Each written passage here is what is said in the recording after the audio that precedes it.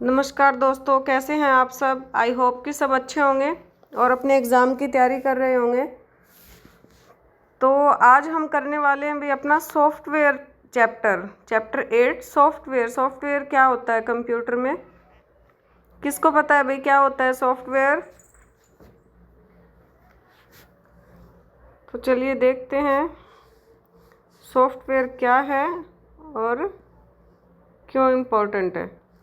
किसी भी computer system का प्रत्येक भाग या तो हार्डवेयर है या सॉफ्टवेयर है। आप सबको पता ही होगा कंप्यूटर के फिजिकल बनावट जिसको छूकर महसूस कर सकते हैं हम, वो क्या कहलाते हैं, हार्डवेयर। हार्डवेयर के अंदर क्या है, डाटा इनपुट के लिए प्रयुक्त कंप्यूटर तथा उससे जुड़े सभी साधन क्या है, हार्डवेयर है, जिन्हें हम छू सकते हैं, टच कर सकते हैं, जैसे कि प्रिंटर, कीबोर्ड और मोडेम। ठीक है, बाहरी डिवाइस पेरिफेरल डिवाइस कहते हैं इनको, या हार्डवेयर कहते हैं। उसके बाद सॉफ्टवेयर क्या है, प्रोग्रामिंग भाषा द्वारा लिखे गए इंस्ट्रक्शंस की श्रृंखला जिसके अनुसार दिए गए डेटा का प्रोसेस होता है। बिना सॉफ्टवेयर के कंप्यूटर कोई भी काम नहीं कर सकता है। इसका प्राथमिक उद्देश्य डाटा को सूचना में मतलब इनपुट को आउटपुट में परिवर्तित करना है। ठीक है, सॉफ्टवेयर के निर्देशों के अनुसार ही हार्डवेयर भी काम करता है। इसे प्रोग्राम भी कहते हैं। कंप्यूटर प्रोग्रामों को लिखने वाले और उनका परीक्षण करने वाले व्यक्तियों को क्या कहा जाता है, जो यूजर्स होता है उसको प्रोग्रामर कहते हैं। ठीक है, हार्डवेयर और सॉफ्टवेयर के बीच कम्युनिकेशन स्थापित करने को इंटरफेस कहते हैं। हार्डवेयर क्या है आपके, जिनको हम छू सकते हैं, जैसे कीबोर्ड हो गया, प्रिंटर हो गया, स्पीकर हो गया। ठीक है, हार्डवेयर और सॉफ्टवेयर क्या है, प्रोग्राम है। उनके बीच जो कम्युनिकेशन स्थापित होता है उसको क्या कहते हैं, इंटरफेस कहते हैं। उसके बाद कंप्यूटर सॉफ्टवेयर विभिन्न तरह के होते हैं। सामान्यतः इसे तीन वर्गों में वर्गीकृत किया जाता है। ठीक है, इजी वे में आपको बताऊं कि सॉफ्टवेयर क्या है। तो अगर आपके पास मोबाइल या कंप्यूटर हो, ठीक है, मान लीजिए आपके पास मोबाइल है लेकिन उसमें कोई ऐप नहीं है, मतलब एप्लीकेशन नहीं है, तो क्या आप उसका यूज़ कर पाओगे, नहीं ना। तो सेम वही है कि कंप्यूटर को चलाने के लिए सॉफ्टवेयर ज़रूरी होता है, जैसे मोबाइल को चलाने के लिए ज़रूरी होता है। ठीक है, तो सॉफ्टवेयर अगर आ गया क्या है तो क्या लिख के आओगे, इंस्ट्रक्शंस का समूह है। ठीक है, जो कंप्यूटर को बताता है कि क्या करना है, या आप सॉफ्टवेयर को दिमाग भी कह सकते हो, ब्रेन ऑफ कंप्यूटर है। ओके, उसके बाद आपका है कि सॉफ्टवेयर कितने प्रकार के हैं, सिस्टम सॉफ्टवेयर, अनुप्रयोग सॉफ्टवेयर, प्रोग्रामिंग सॉफ्टवेयर। समझ तो आ रहा है, अगर किसी को भी समझ नहीं आ रहा है तो मुझे कमेंट कर देना कमेंट सेक्शन में आके। सिस्टम सॉफ्टवेयर कौन से होते हैं, operating system, leader, database management system जिसको DBMS कहा जाता है शॉर्ट में, ट्रांसलेटर, डेटा कम्युनिकेशन सॉफ्टवेयर या डेटा संचार, डिवाइस ड्राइवर। ठीक है, उसके बाद क्या है, अनुप्रयोग सॉफ्टवेयर कौन से हैं, जो चिकित्सा सॉफ्टवेयर चिकित्सा में यूज होते हैं, शैक्षणिक software, word processor, separate sheet. Okay, उसके बाद है प्रोग्रामिंग सॉफ्टवेयर, क्या है आपके, टेक्स्ट एडिटर, कंपाइलर और इंटरप्रेटर। तो सॉफ्टवेयर आपके कितने प्रकार के होते हैं भाई, 2 टाइप्स के होते हैं, सिस्टम सॉफ्टवेयर और 2 टाइप्स के नहीं होते हैं आपके ये। सॉफ्टवेयर क्या है, सिस्टम सॉफ्टवेयर क्या होता है, यह कंप्यूटर को चलाता है। ठीक है, जैसे कि विंडो हो गई, विंडो, लिनक्स, एंड्रॉयड, यह क्या है, हार्डवेयर और यूजर के बीच काम करता है, क्या होता है, सिस्टम सॉफ्टवेयर कहते हैं। ठीक है, उसके बाद आपका क्या है, अनुप्रयोग सॉफ्टवेयर क्या है, यह यूजर को एक या एक से अधिक कोई विशेष कार्य पूरा करने की अनुमति देता है। क्या करता है यह सॉफ्टवेयर, यूजर को एक या एक से अधिक मतलब मल्टीटास्किंग काम को पूरा करने की क्या है, अनुमति देता है। हाई लेवल की जो कंप्यूटर लैंग्वेज होती है उसका उपयोग कर अनुप्रयोग सॉफ्टवेयर बनाए जाते हैं। ठीक है, हाई लेवल लैंग्वेज का यूज होता है इस सॉफ्टवेयर को बनाने में। सॉफ्टवेयर प्रोग्राम अंग्रेजी भाषा का प्रयोग करते हुए लिखा जाता है, अतः यूजर आसानी से उपयोग का कंप्यूटर का प्रयोग कर सकता है। ठीक है, समझ आ गया अनुप्रयोग सॉफ्टवेयर क्या है। मल्टीटास्किंग करने के लिए इसमें क्या है, अनुमति देता है, और हाई लेवल की जो लैंग्वेज है उसका उपयोग करके सॉफ्टवेयर बनाया जाता है। इसको अनुप्रयोग सॉफ्टवेयर को एप्लीकेशन सॉफ्टवेयर भी बोलते हैं हम। ठीक है, उसके बाद आपका प्रोग्रामिंग सॉफ्टवेयर क्या है।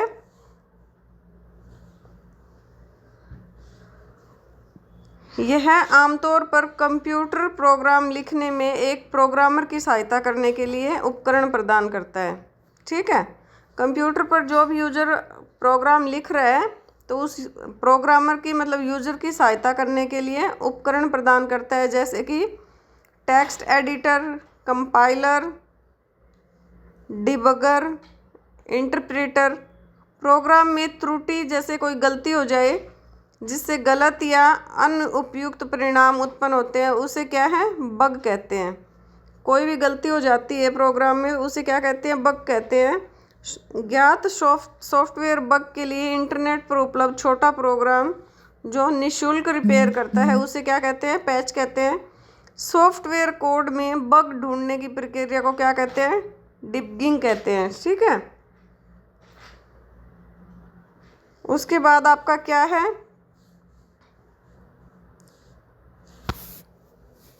ऑपरेटिंग सिस्टम क्या है। ऑपरेटिंग सिस्टम क्या होता है, सबसे इम्पोर्टेंट जो सॉफ्टवेयर आपका वो ऑपरेटिंग सिस्टम है जो पूरे कंप्यूटर को कंट्रोल करता है, जैसे कि विंडो, एंड्रॉयड। ठीक है, और इसका काम क्या है, फाइल को मैनेज करना, ऐप को चलाना, ये इसका ऑपरेटिंग सिस्टम का काम है। ऑपरेटिंग सिस्टम आपको बस दो चीज़ें याद रखनी है कि सबसे इम्पोर्टेंट सॉफ्टवेयर है और पूरे कंट्रोल को कंप्यूटर को कंट्रोल करता है। सॉरी, फॉर एग्जाम्पल क्या है, विंडो। विंडो के बिना हम कुछ काम नहीं कर सकते हैं ना कंप्यूटर में। दूसरा क्या है, एंड्रॉयड।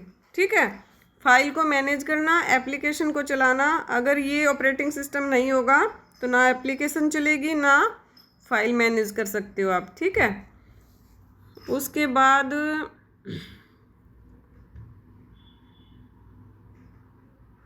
कंप्यूटर एप्लीकेशन तथा नियंत्रण के आधार पर ऑपरेटिंग सिस्टम 5 प्रकार के होते हैं। अब ये नीचे दिए गए हैं ऑपरेटिंग सिस्टम कितने प्रकार के हैं आपके। ठीक है, तो फर्स्ट क्या है, वास्तविक समय ऑपरेटिंग सिस्टम। फर्स्ट क्या है आपका, सॉरी,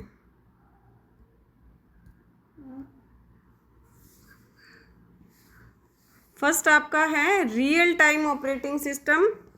इसका मतलब क्या है, इसका मुख्य उद्देश्य यूजर को तीव्र रिस्पॉन्स टाइम उपलब्ध कराना है। ठीक है, यूजर को क्या है, फास्ट रिस्पॉन्स टाइम उपलब्ध कराना है। ये प्रणाली मशीनरी, वैज्ञानिक और औद्योगिक उपकरणों को नियंत्रण करने के लिए उपयोग की जाती है।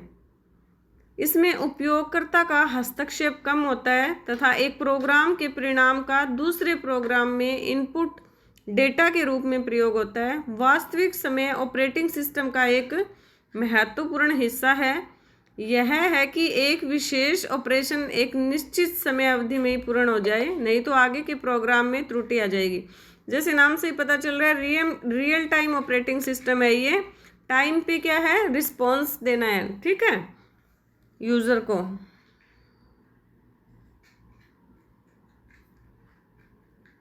उसके बाद आपका क्या है, सेकंड टाइम शेयरिंग सिस्टम। इसमें यूजर को एक ही साधन का साझा उपयोग करना होता है।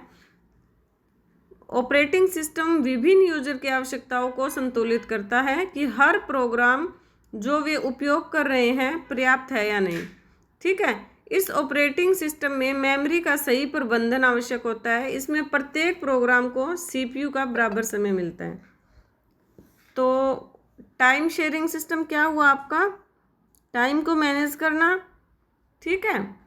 और विभिन्न यूज़र मतलब मैनी प्रकार के जो यूज़र्स हैं उनको आवश्यकता के अकॉर्डिंग संतुलित करता है, मैनेज करता है, ठीक है। जो प्रोग्राम वो लोग यूज़ कर रहे होते हैं कि उनके लिए ये पर्याप्त है या नहीं है। उसके बाद आपका क्या है, बैच प्रोसेसिंग, सॉरी ये रह गया आपका एकल काम ऑपरेटिंग सिस्टम, मतलब सिंगल टास्किंग ऑपरेटिंग सिस्टम क्या है। इस प्रकार के ऑपरेटिंग सिस्टम एक यूजर को प्रभावी रूप से एक समय में एक ही काम करने की क्या है, इजाज़त देते हैं। जैसे नाम से ही पता चल रहा है, सिंगल टास्किंग ऑपरेटिंग सिस्टम, ठीक है, कि एक टाइम में एक सिंगल काम ही कर सकते हैं। उसके बाद आपका क्या है, बैच प्रोसेसिंग ऑपरेटिंग सिस्टम।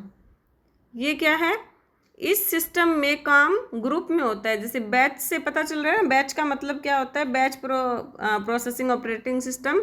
इस सिस्टम में काम समूह में होता है, अर्थात ऑपरेटिंग सिस्टम जब सारे कार्य समूह में यूजर के हस्तक्षेप के बिना प्राथमिकता के आधार पर करता है तो उस सिस्टम को बैच प्रोसेसिंग सिस्टम कहते हैं।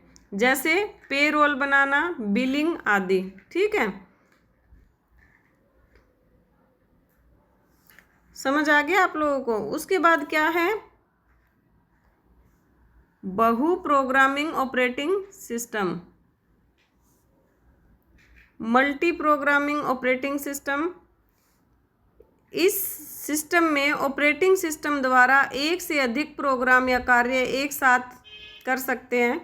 हर कार्य को सीपीयू का एक निश्चित समय दिया जाता है जिसे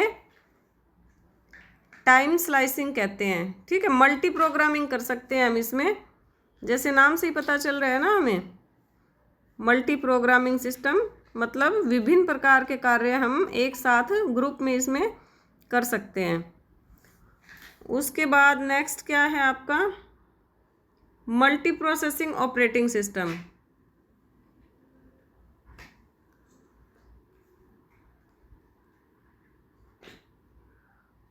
multi processing operating system parallel processing system कहलाता है। इस सिस्टम में एक ही कंप्यूटर सिस्टम में दो या अधिक सेंट्रल प्रोसेसिंग मतलब सीपीयू का उपयोग किया जा सकता है, ठीक है। क्या है, एक ही कंप्यूटर सिस्टम में दो सीपीयू का उपयोग किया जा सकता है मल्टी प्रोसेसिंग में। अब क्या है, कुछ महत्वपूर्ण ऑपरेटिंग सिस्टम मतलब जो कुछ इम्पोर्टेंट मल्टी सिस्टम है वो क्या है आपका, एमएस डोस डिस्क ऑपरेटिंग सिस्टम। सेकंड क्या है, एमएस विंडो। थर्ड क्या है, यूनिक्स। उसके बाद क्या है, फोर लाइनेक्स।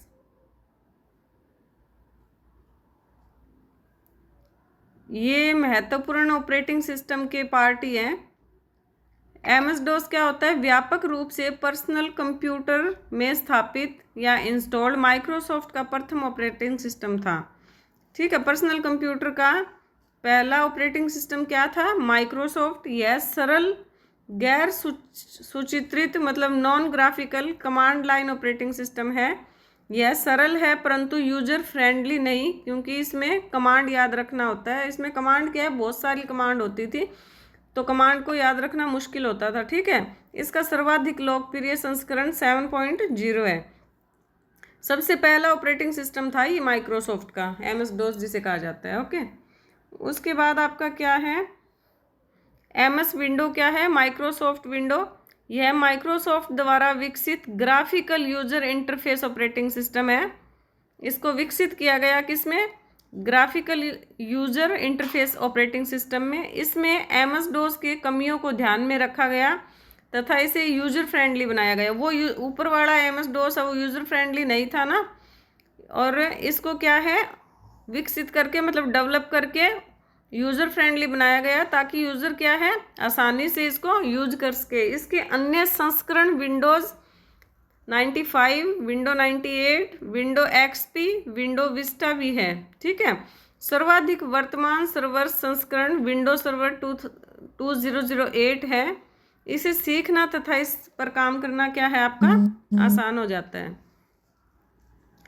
इसके बाद क्या है यूनिक्स। यूनिक्स यह सन 1969 में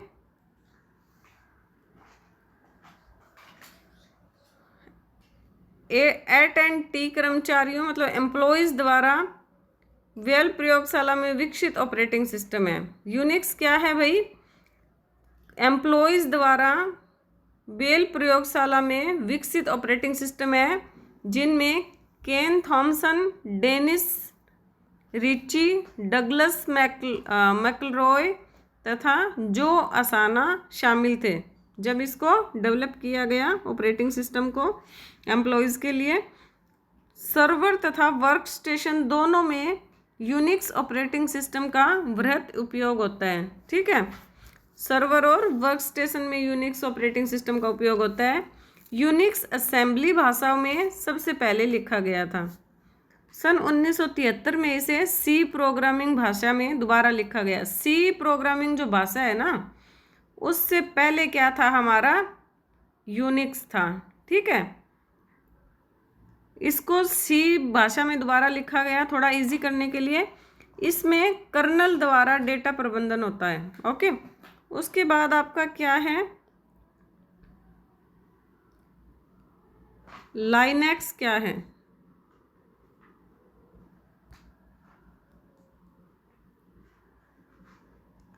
लाइनेक्स क्या है,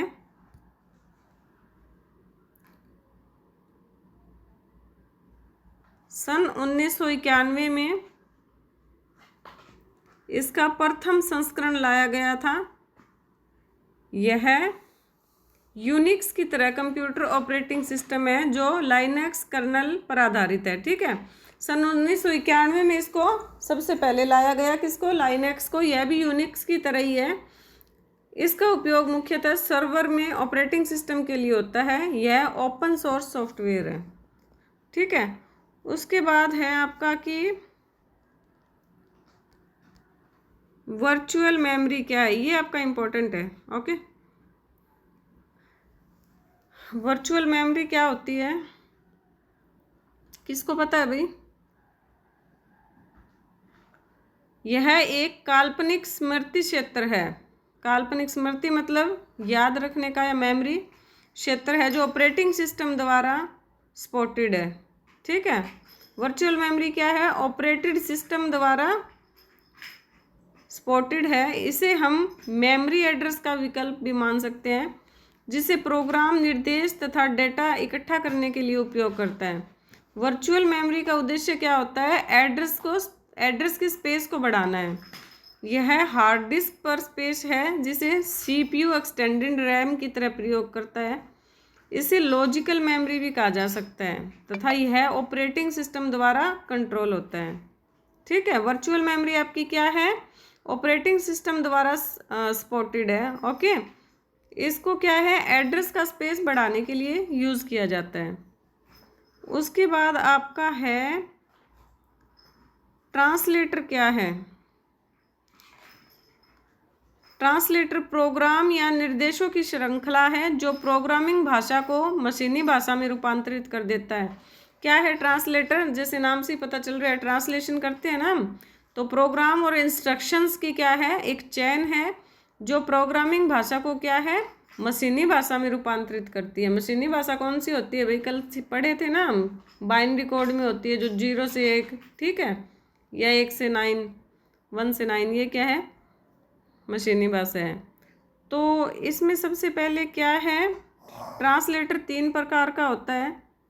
कौन कौन सा, असेंबलर, असेंबलर में क्या आता है, यह असेंबली भाषा में लिखे गए प्रोग्रामों का मशीनी भाषा में रूपांतरित करता है।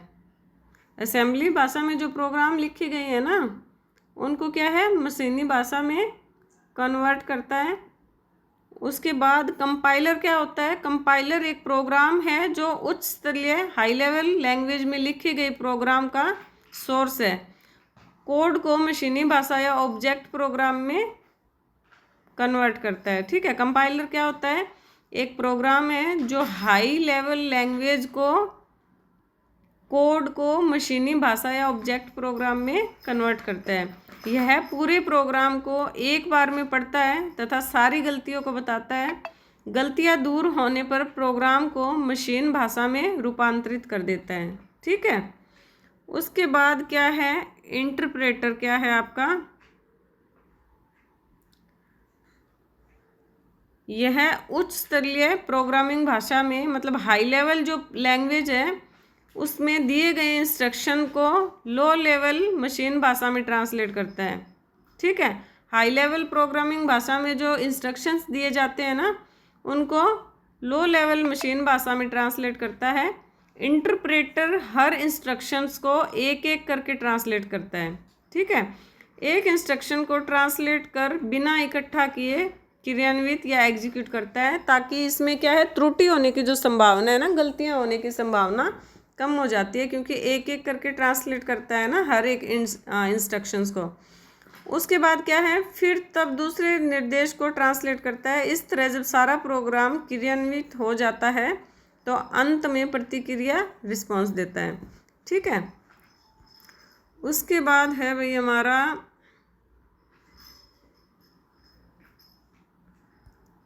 Device driver.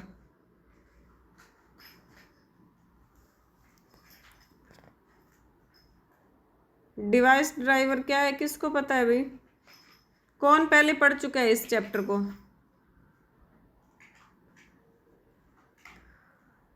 इसे सॉफ्टवेयर ड्राइवर भी कहते हैं। यह एक कंप्यूटर प्रोग्राम है। डिवाइस ड्राइवर एक कंप्यूटर का प्रोग्राम है जो हाई लेवल कंप्यूटर प्रोग्राम को हार्डवेयर डिवाइस के साथ इंटरेक्ट करने में क्या करता है, सहायता करता है। ठीक है, कौन सा सॉफ्टवेयर है?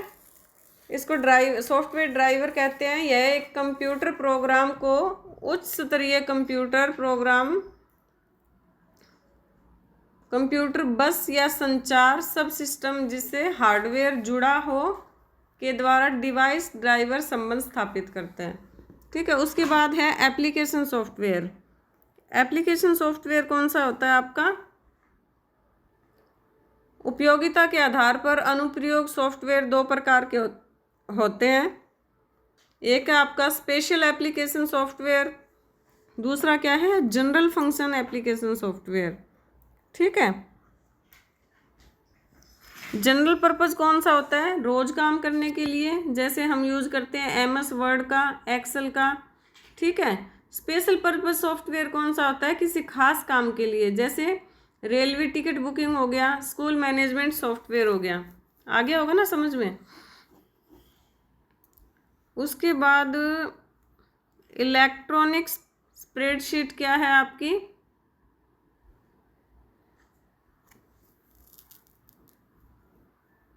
यह स्क्रीन पर संख्या को टेबल के रूप में प्रकट करती है। ठीक है, तथा उसकी गणना कर सकते हैं। उन संख्याओं को ग्राफ तथा चार्ट के रूप में भी व्यक्त कर सकते हैं, जैसे Microsoft Excel, Lotus 1 2 3, open clerk आदि। ये क्या है, इलेक्ट्रॉनिक स्प्रेडशीट है। उसके बाद आपका वर्ड प्रोसेसर क्या है? यह कंप्यूटर स्क्रीन पर दस्तावेज तैयार करने में सहायता करता है। दस्तावेज क्या होते हैं भाई? अब उस दस्तावेज को रूपांतरित, संग्रहित तथा प्रिंट किया जा सकता है, जैसे word star, word pad, MS word, के वर्ड, ओपन राइटर आदि। ठीक है, ये आपका वर्ड प्रोसेसर। उसके बाद कंप्यूटर ग्राफिक्स क्या होती हैं? इस प्रोग्राम को डिज़ाइन, ग्राफ और चार्ट में बनाना और संशोधन करने के लिए उपयोग किया जाता है। ठीक है, जैसे कि CAD computer aided design, CAM computer aided manufacturing, Harvard graphics इत्यादि। ठीक है, कंप्यूटर ग्राफिक कौन सी होती है? कैड हो गई, कैम हो गई, हार्वर्ड ग्राफिक्स हो गई। ठीक है, उसके बाद है आपका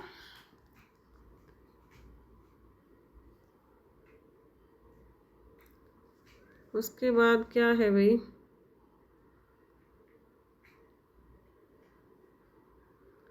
कंप्यूटर ग्राफिक्स हो गई। डेस्कटॉप पब्लिशिंग, डेस्कटॉप पब्लिशिंग क्या है? चलो देखते हैं, इसको ख़त्म कर देते हैं, फिर बाकी का कल करेंगे हम।